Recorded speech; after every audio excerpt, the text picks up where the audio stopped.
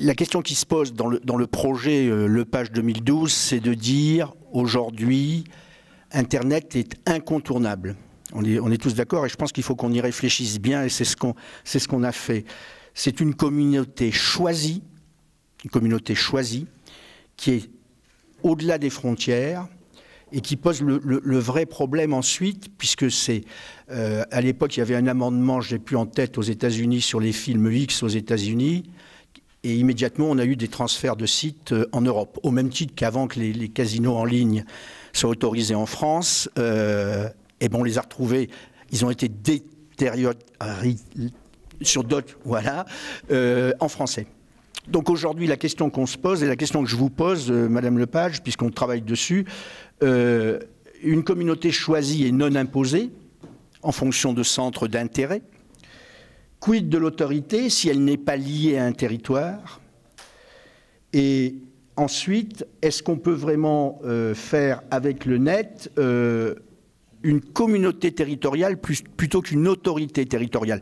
Pourquoi je vous dis ça, et Corinne Lepage le sait, on est porteur des appels d'offres d'initiatives citoyennes. On est porteur de la proximité, on est porteur de l'initiative de terrain. Donc c'est vrai qu'en ce sens, le net peut être un formidable outil, mais il faut vraiment qu'on pose le cahier des charges au départ. Merci.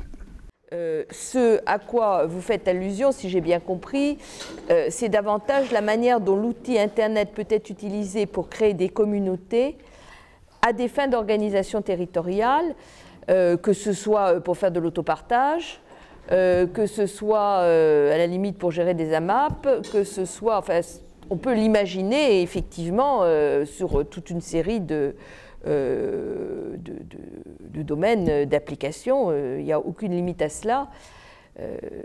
Moi, je pense que c'est quelque chose d'extrêmement intéressant et important, et que lorsqu'on voit par exemple la manière dont l'Allemagne utilise cet outil pour tout ce qui est l'efficacité énergétique. Alors c'est dans un domaine qui est différent, mais c'est le même genre de réflexion. Autrement dit, c'est revisiter toutes nos activités économiques et au-delà de ça, toute notre organisation de vie au regard de ce que l'outil Internet peut nous apporter.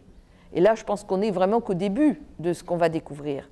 Déjà, il y a des transformations absolument fantastiques en l'espace de 10 ou 15 ans.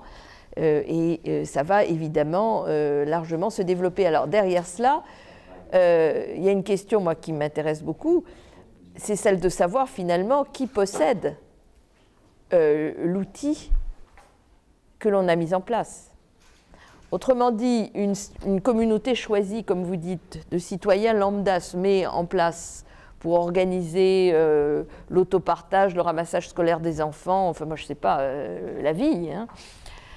Comment est-ce qu'on fait pour qu'ils gardent leur outil, qu'ils ne deviennent pas forcément un objet de commerce, qu'ils puissent rester dans la sphère dans laquelle il a été conçu, qu'ils ne soient pas dévoyés ou utilisés à d'autres fins. Voilà, moi je pense qu'il y a une vraie réflexion à mener aussi là-dessus.